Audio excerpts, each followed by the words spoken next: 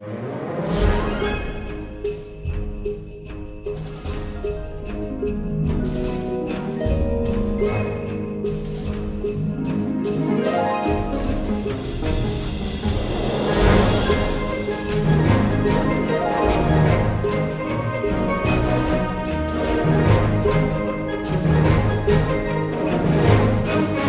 It's Christmas again!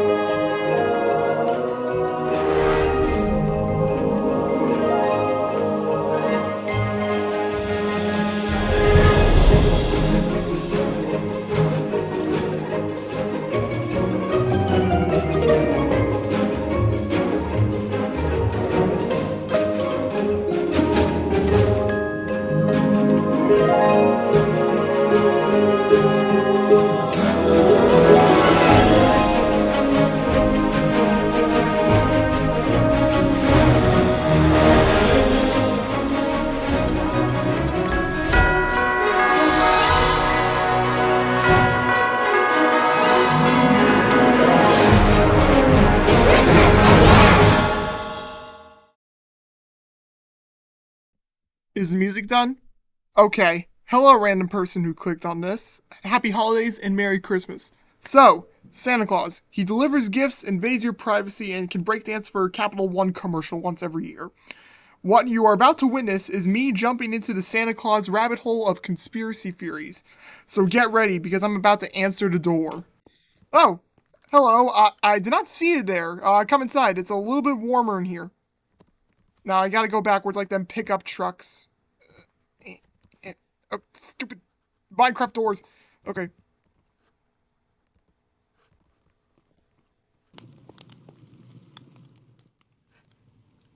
Oh, hello. Thank you for coming in. The fire should keep you warm for a little bit while we discuss some Santa Claus stuff. So, something that should be noted about Santa Claus. How did Santa get to where he is today? Well, I'll tell you by looking into how he appeared over the years in... Okay, what the fuck was with that title card? I mean, like, I didn't even will it into existence. So, before Santa Claus even came into being, or even the idea of him coming into being, there was Saint Nicholas of Myra. He was the Catholic, well, is, because Roman Catholic Church is still around, is the patron saint of children, but the only thing historians like myself know is that he lived in the 4th century CE, and there were legends of him performing miracles for children that made him famous.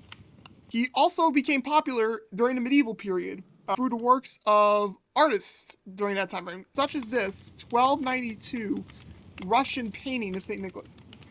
But then Martin Luther, the Protestant guy, was like, I got 99 problems and the church is one. And worship St. Nicholas stopped in Europe, except for one area. Holland, home of the Dutch. Now for the Dutch. They called our friend here Sinterklaas. It's pronounced Sinterklaas according to some Dutch YouTube videos I watch. He looks like Santa, like we normally see him today, but with a longer beard, and he wears a bishop robe instead, because he was treated more as a religious figure in the Dutch context. But today he is less of a saint and more of the cool uncle, and is celebrated with a feast and gift giving. Also, if you guys want to know what Sinterklaas looked like, here you go. This image will help you out. Alright, I think the image is gone now. Now, this is where things are going to get interesting, because in the 17th century, the Dutch came to, what we now know as North America, and colonized it as New Amsterdam, which we know today as New York City. While their traditions were prevalent, it was during the early 1800s that more attention was truly given them by everyone outside of the Dutch. There was this guy named John Pintard, this is him by the way in the painting, and his work in the New York Historical Society enabled him to place St. Nick front and center. A portrayal of him was drawn in this little handy dandy flyer from 1810, as seen here. As you can see, he is still a saint and is drawn that way for quite some time. But wait, there's more. Well, Clement Moore, to be more precise. In 1822, he wrote a famous poem that we now know today as "'Twas the Night Before Christmas." It described Santa as a person dressed in fur, red and white fur specifically, covered in soot from a chimney like this. Which I mean, like, yeah, I would probably get covered in soot if I fell down there. Doors. In addition to that, he had twinkling eyes, dimples, a beard white as snow, and a bowl full of jelly. Those were Moore's words, not mine. Don't cancel me, Twitter. I know you want to. But then, my friends, this brings us to Thomas Nast. Nast is a well-known Civil War propagandist who actually developed the symbols of the Democratic and Republican parties. But we're not talking about politics, we're talking about Santa. So if that's the case, in 1862, he was the first to depict Santa as pudgy. Look it up. At first, Santa looked like he wore a U.S. flag, as on this covered newspaper, for example, Santa was seemingly used as Civil War propaganda.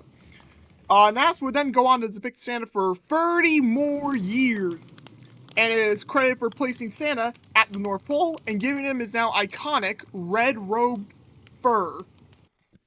I mean clothing. I should have probably specified that. I sounded so weird. Then we get to the worst part of this video. Then there's Coca-Cola, our soda overlords, and who will be willing to murder Pepsi in a fridge.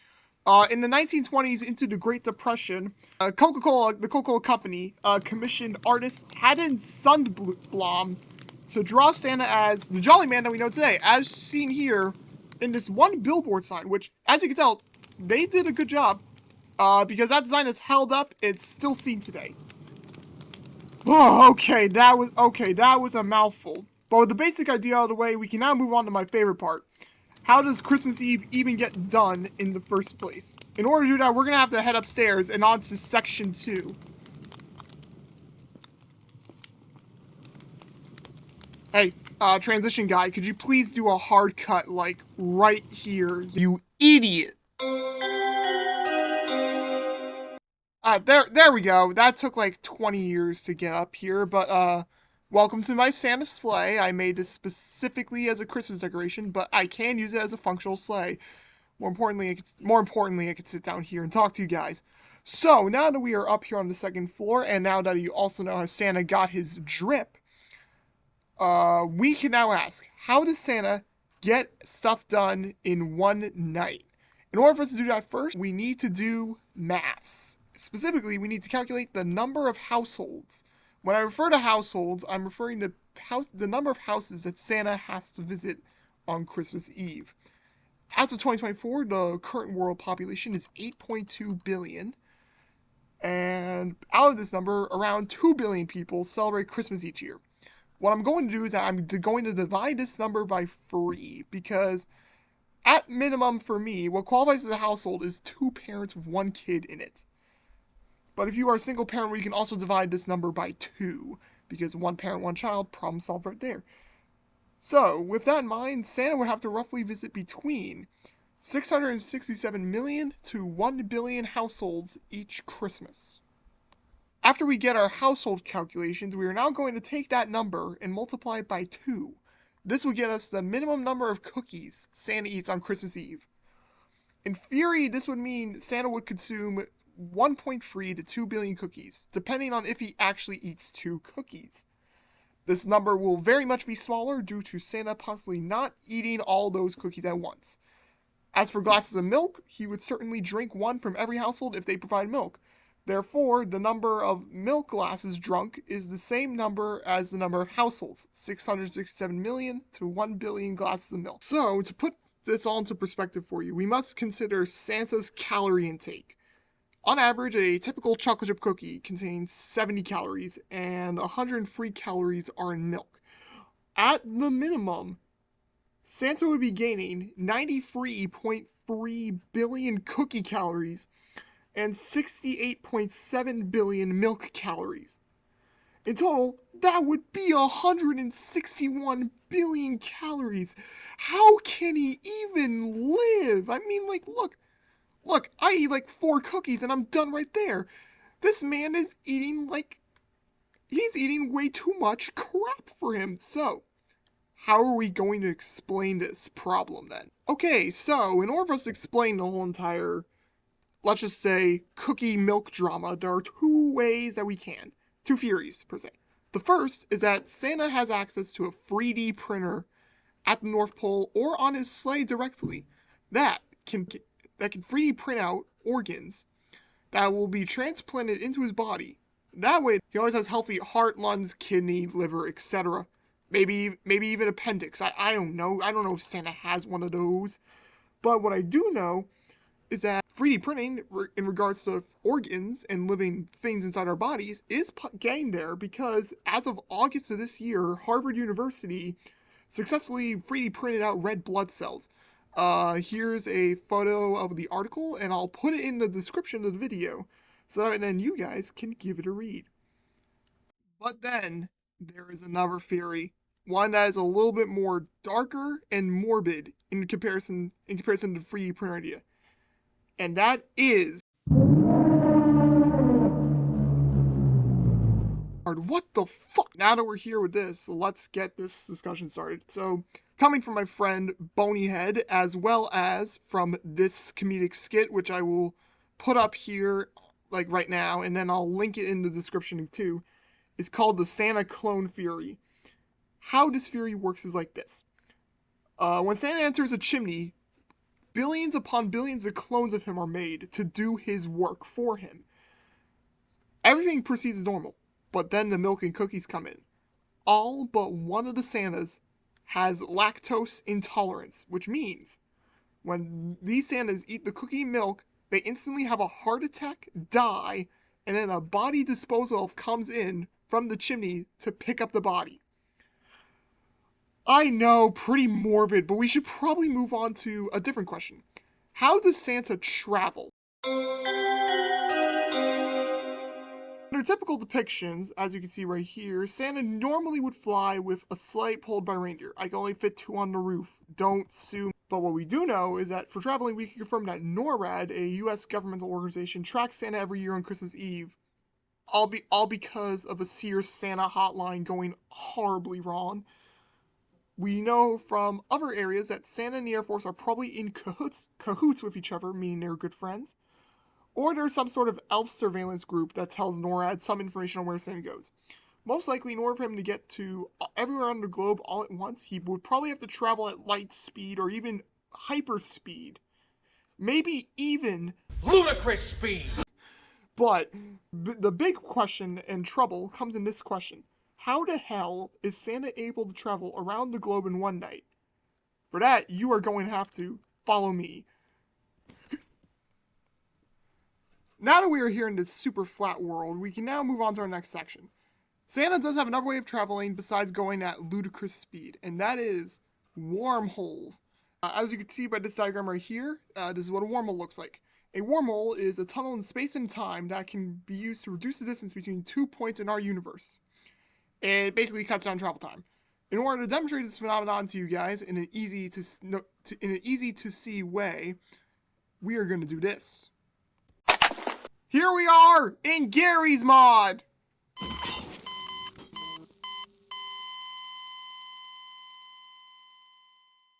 Now that we are here in Gary's mod, I can now show you guys how Santa gets from one place to another using a portal gun. The portal gun would get mounted on top of Santa's sleigh and used in this fashion as an example. This is where Santa is right now. This is, say, Guadalajara. Now Santa can get to Guadalajara without wasting any time. Or it can also be used with a person at the North Pole, to be more precise. Master Chief. Thank you, Master Chief. And now with that done out of the way, we now know how Santa gets transported from one area to the next. And now that we have discussed traveling stuff, we can now move on to the elves at the North Pole and how they are tied to a social hierarchy. In order for me to do that, Master Chief, can you send me back to Minecraft, please? Thank you. I'll see you guys in Minecraft.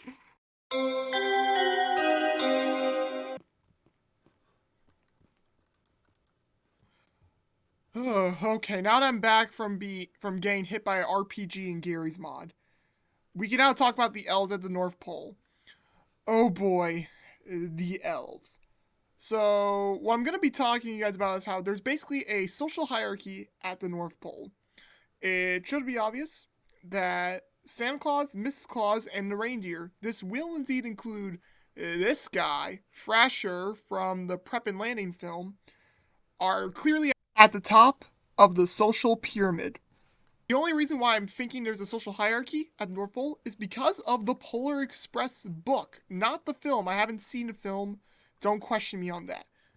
Is that thanks to the Polar Express book, you can see that the elves live in a suburban and or urban setting. Therefore, the Polar Express is implying that there's an elf middle class of standard citizen elves. Therefore, the citizen elf could go into the middle of the hierarchy chart. Okay, so let's get this part out of the way first. The heights of the elves.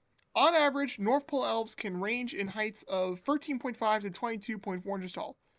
So basically, they are this tall in regards to a Minecraft slab. If a slab is basically a foot tall, if a slab is basically a foot tall, then this is a 0.5. The former measurement, the first one of the 13.5, comes from Elf on the Shelves, which are typically 13.5 inches tall. The latter, the second measurement, comes from Arthur Christmas, a 2011 Christmas film that depicts Santa in a more military-esque fashion. But that is not the only thing that Arthur Christmas contributes to elves. Also from Arthur Christmas, there's apparently a whole army of elves that helps Santa to deliver his presents/toys for kids. Most likely, these elves go through the same portal wormhole thing you guys saw in the Gary's Mod segment earlier. But these elves do not multiply as their numbers are already vast. Mentioned in the opening of Arthur Christmas, which will be shown here, the elves have a carrying capacity of 4.6 PlayStations. As Arthur Christmas was released in 2011, the statistic here likely referred to the PlayStation 3 Slim, as it was the dominant PlayStation of November 2011. This particular console weighed 7.1 pounds. Now, remember how I said the 4.6 PlayStations was the carry capacity? We're now going to multiply 7.1 by 4.6. This equates to delivery elves being able to carry 32.6 pounds on their own. Due to the work that these elves do, they will go slightly closer to Santa on the class system, just above the working class elves. Now, remember how I mentioned Frasher from Prep and Landing earlier? Well, their elves also had a special job too. These elves go into people's houses and prepare it for Santa to land and deliver presents, hence why the film is called Prep and Landing. Therefore, the implication is that these elves get deployed before the Arthur Christmas elves come into play. If that's the case, these guys are either at a similar rank or maybe even higher than the elves from Arthur Christmas. For the sake of brevity, we are going to put them at the same rank because both are very important to the role of Santa on Christmas Eve. Also from Prep and Landing, we also get the members of the lowest class of the hierarchy. Below the middle class elves, we have the coal elves. It is their job to get all the coal for Santa's naughty list and stuff it down stocking. They're lowest on there because they literally do manual labor, and if you look at them, they're covered in chimney soot. Sure, the coal elves look happy in this photo, but at the same time, I'm not sure if other elves want to have them around due to their filthy appearance. The last elf in question revolves around the Elf on the Shelf franchise of Scout elves. Okay, so take the Prep and Landing elves. They go into your house once a day, and then dial them up to 11. The Elf on the Shelf elves, they stay in your house for weeks, not moving when everyone in the house is up and awake. And then they leave to go back to North Pole to report to Santa, and then they come back in a new spot. The sheer danger of this job is immense. Hence, these guys will likely go between the Prep and Landing elves and the Arthur Christmas elves and the man with the red bag himself. And that is it for the elves. I'm surprised it took little time at all, but as you guys can see, with this completed hierarchy chart, behold.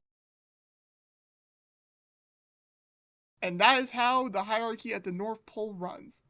But there is one film that came out not even a few weeks ago that we are going to have to talk about because I saw it and it was cool. Let's get Red 1 on the line. You know, I am starting to really like these title card things. Keep it up, Mr. Title Card person. Red 1, a 2024 action film, contributes heavily to lore Santa Claus, so I feel like it is right to discuss this film here too. Mild spoilers are ahead because the film just came out recently, and all images that are featured in this section are credited to Amazon MGM. For starters, there is the ELF organization. It's an acronym of ELF. They stand for Enforcement, Logistics, and Fortification. They are basically Santa Claus, or in the film's case, Red 1's CIA. They run the North Pole's massive urban complex, as well as having the main task of keeping tabs on Santa and his location in case he gets kidnapped, which the movie does have him get kidnapped by an ice witch named Gryla, who is from Icelandic or Norse mythology. I can't put my finger on what right. It turns out Gryla is from Icelandic lore. Here's a photo of what they look like in depictions. The film also confirmed a theory that was explained earlier in the traveling section.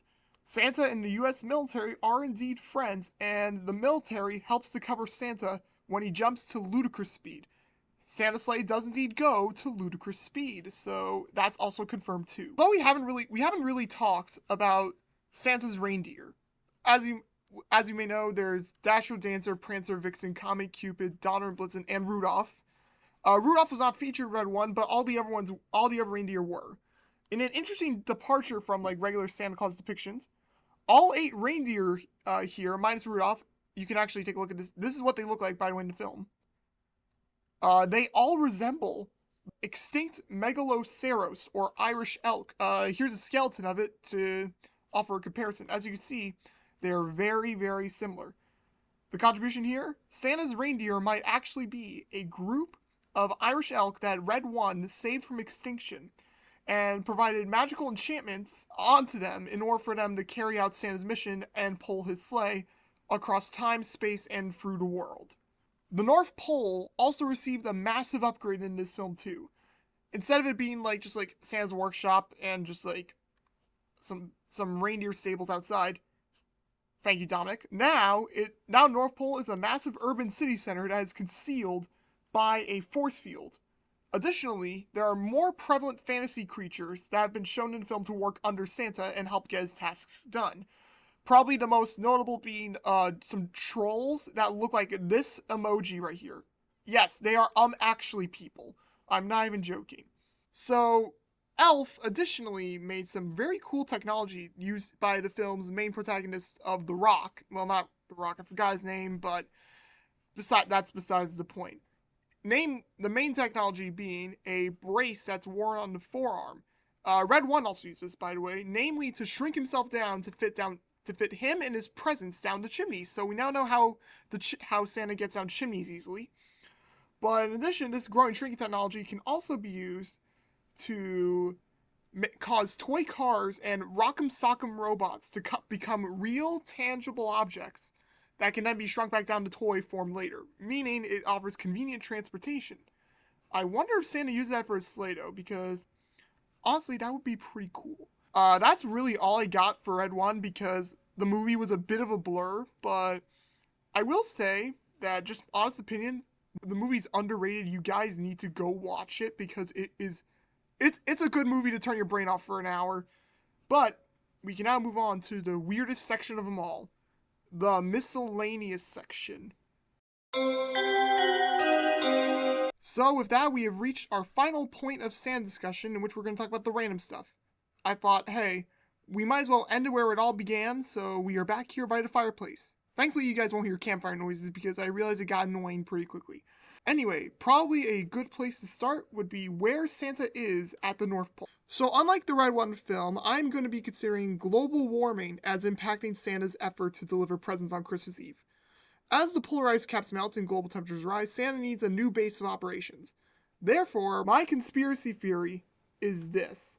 It is most likely that Santa lives underneath the ice of the North Pole in a biosphere that recreates the surface world around himself. What a biosphere means is that all the trees, plants, animals, and surface details get recreated one to one. meaning it's basically a perfect ecosystem that Santa can live in as indefinitely. Well, unless water comes in. Not only can a biosphere possibly explain the Irish elk theory that was discussed in Red 1 section, but it can also explain the heavy usage of portal guns, not just to help Santa deliver presents, but also to people move and supply move across the biosphere as a whole. So here's a big question. Where does Santa get his coal from? It looks like it's an indefinite supply that he uses for his naughty list. Well, according to this Scientific American article, which will be in the description by the way, there's an island off of the coast of Norway called Spitsbergen.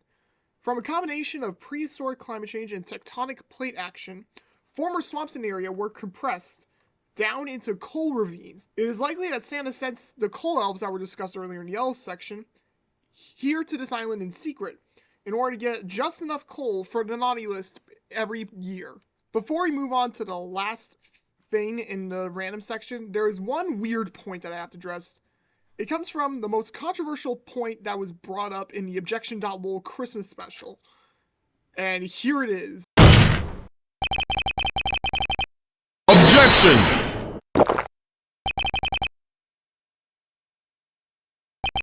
That's right, some people view Santa as a communist. I do not know why, but apparently it is very prevalent in my friend group after it has been brought up to me multiple times. So Santa being a communist, or more likely a socialist, is apparently a very good, highly likely theory in my friend group. But this is up to interpretation, and that's the best part and unique part about Santa Claus. You, the viewer, can have your own views on Santa that help to frame Christmas for yourself, and myself included. Henceforth, in my opinion, Santa is less of a communist and more of a philanthropist figure, who gives away presents to people around the globe just for the sake of it. The last point I want to bring up can be stated in this question. Where do Santa's toys come from? In most depictions, the elves are seen making the toys for kids to be delivered on Christmas Eve. But in the modern days, Santa and his elves follow a new trend. With the advent of online shopping, thanks a lot Amazon, Santa can mostly nowadays buy stuff off internet browsers or contacts manufacturers directly in order to get the stuff directly sent to the North Pole biosphere. It makes the portal gun technology all the more useful and helps to speed up the efficiency of Christmas Eve. I can't believe it that we made it to the end of this. It's both happy and sad for me at the same time, but with that done and out of the way, we are done unraveling the mystery of Santa. But there is still one more thing that I must do.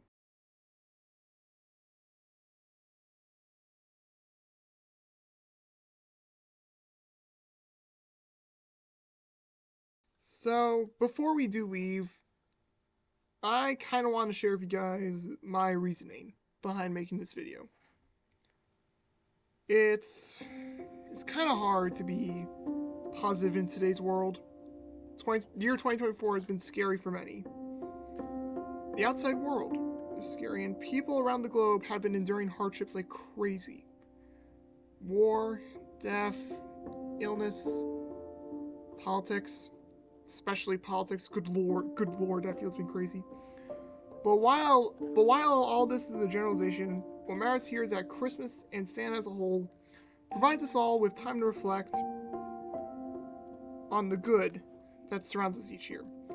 This video therefore acts as a conduit for reflecting on the positives that Santa can bring and exploring his mythos to offer a distraction from the negative spheres around oneself. As Santa's main job, fictional or not, is to spread cheer and joy throughout the world. Each one of us celebrates Christmas differently, and what Santa brings with it. But commonly, Christmas involves the coming together of friends and family to share a good meal, give thanks, and exchange gifts from time to time. I would know because, well, if I just FNF4 real quick, as you guys can see, I have a little meal set up for friends who will eventually come. And also Dominic and Garbo are right here too, so it is along these lines that I think I have a few friends to thank for helping me get this video off the ground. For everyone that was featured in part 1, the Objection.lol video, I would like to thank you guys for providing your various viewpoints. From the clone theory, to time travel, to Santa being a communist, to the Bluesville Fury, and to the Red God myth. If you want to learn more, go check out the video on my channel. We now move on to my friend group. To all of them, I thank them all for being very cool gaming friends, even with the rage that happens some nights. If you know, you know. Now for the more specific thank yous. Bonyhead, who you guys saw as the Master Chief in the Gmod section. I thank you very much for helping me understand the camera and tool features of Gmod and for figuring out a portal gun mod for me to use. I also thank you for getting me into the Owl House and recommending good video games. Without you, I would have not played God of War 2018, God of War Ragnarok, and Hi-Fi Rush this year. The next two people I want to thank are Savage MC and Only Green, also known as Green for short. I thank you both for inspiring me to do content creation this year. Savage, you bring a bit of chaos and energy to the voice calls that I appreciate from time to time, and it really makes playing video games with you very fun. That and I really enjoyed your 100 days of hardcore Minecraft video with Alpha IGN. And Green, as one of my closest friends, I don't know what I'd be doing online without you. I thank you this year for some banger videos, including one that made you a meme that you are probably very tired of. You are my main motivation for both trying to stream again and for making this Christmas special. And yeah. Jeff's Fridge on Twitch. Even though you run away from Fortnite fights when outnumbered, I thank you for being a good duo partner when you and me play duos together in Fortnite from time to time. Alpha IGN, to quote a recent meme, you are a chill guy. Other than that, I also thank you for playing Hawkeye and Marvel Rivals, because you are really good at killing Iron Man in that game. Mr. Quaxy, even though I only knew you for a week, I appreciate your animation work and the ability to draw impact frames. Matt, otherwise known as Matt Minecraft, even though I only knew you for 2 weeks, thank you for your badass profile picture and a shared appreciation for Jujutsu Kaisen's, or JJK's, Boogie Woogie Beatdown. And finally, the viewers of this video. Thank you guys for giving this a watch, as this Christmas special meant a lot to me in just trying to spread positivity throughout this world. And finally, I will end with this.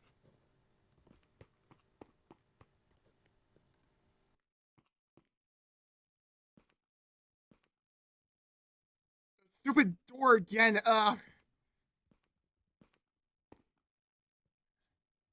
And now that we are back outside where we once began, Merry Christmas, everyone, and Happy New Year! Woo!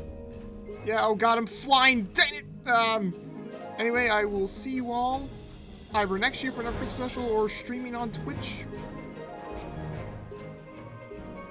You know, yeah, that ending part's not gonna go in the video.